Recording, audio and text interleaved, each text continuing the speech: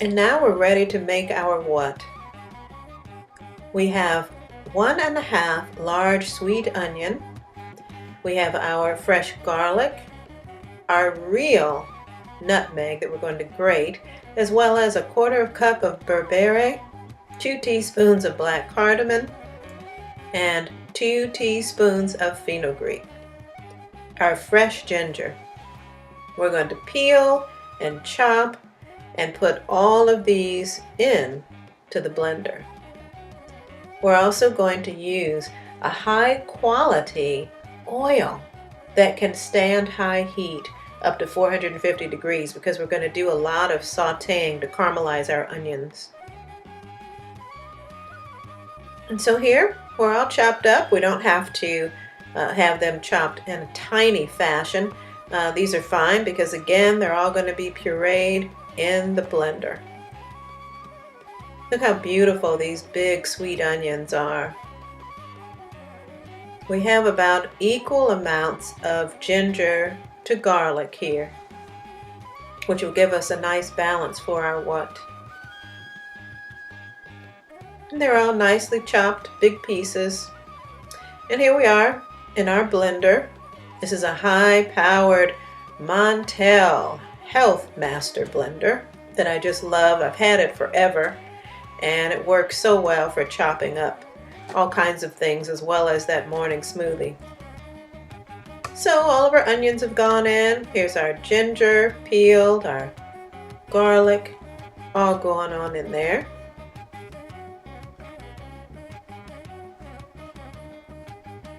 And here we go. There's that Health Master. I just love that thing. It's better than a Vitamix to me. Now, here's our spices, and there is our nutmeg. So I'm going to take a little tiny grater and grate, probably about 1/4 teaspoon of this fresh, real nutmeg. If you have never had real nutmeg, you don't know what you're missing. And here we are, our vegetables are in the blender, and we're going to put our spices along with them. This is where it all gets blended up, pureed into a very, very nice, kind of thin, almost gravy. Here we begin to press it down with our tamper to make sure that everything blends up together. See how it's already starting to puree? And here we've got our hot pan with no oil. We first want to use a dry pan. See how it's just sizzling and smoking? Oh, if you could just smell all these spices. And so we stir it because we want to remove the moisture. The secret to a beautiful what is that nice caramelized sweetness of those onions. And you have to get rid of that moisture by sautéing it for quite a while. You have to continue to stir it because it is going to stick a little bit because you don't have any oil in the pan. So be patient, watch the pot, and just keep stirring, and make sure you scrape up those little brown bits that form on the bottom. It's not an easy thing to do, so get ready to put a little sweat equity in this. And so as you see, that water is evaporating and our what is thickening.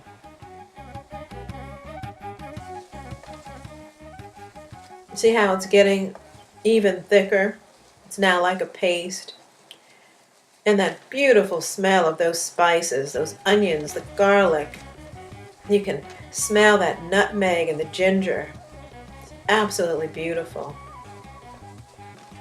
And so it's becoming very thick, almost like a tomato paste, if you will.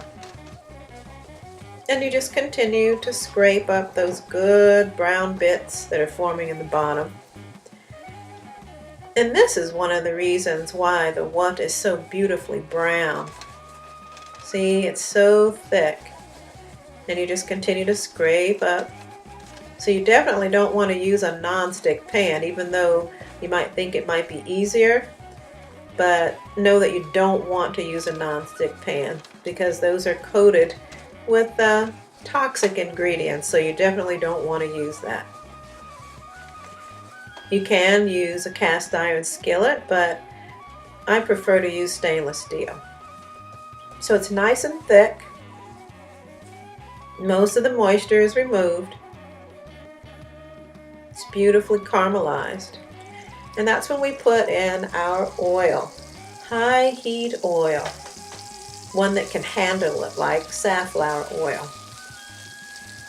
And so we stir our pureed onions and garlic, all those spices, the ginger, the nutmeg, our fenugreek, our barberry, our black cardamom, all around the pan.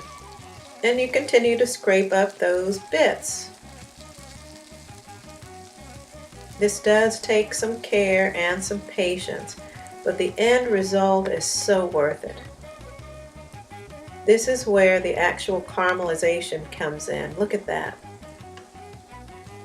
Just absolutely beautiful. We've got it delicious and sweet. And this is where we'll add our water.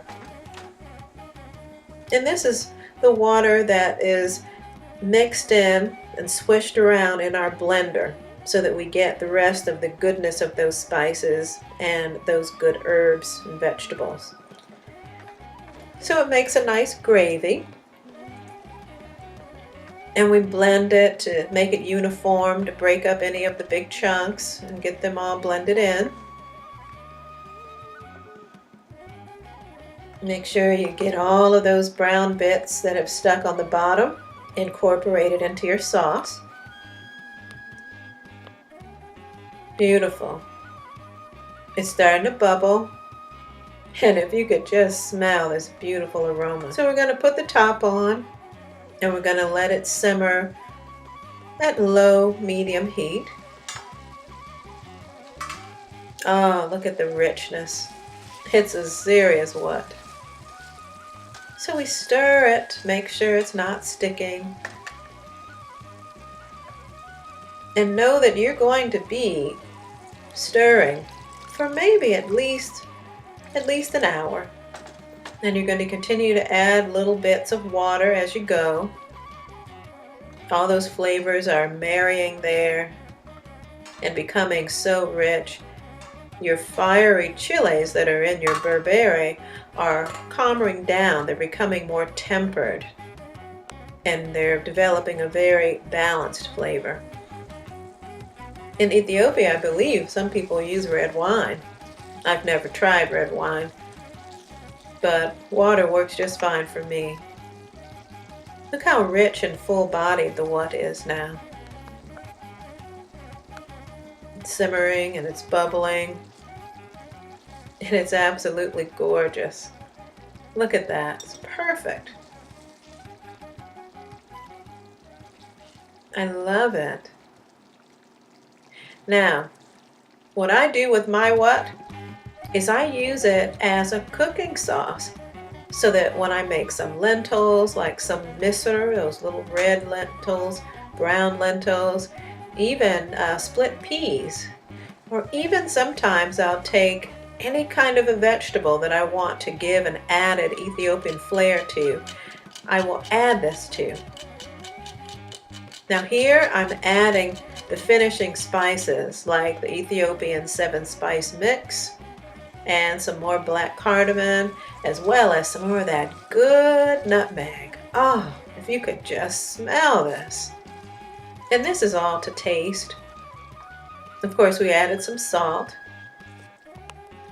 And we're blending it. What a rich sauce. So now I'm going to have wat whenever I want it, with whatever I want it. Like last time I showed you, this was the sauce that I had the moi moi in. It adds a nice richness to whatever it is that you're doing. Absolutely beautiful. So you let it simmer and you let it cool and you put it in a glass jar.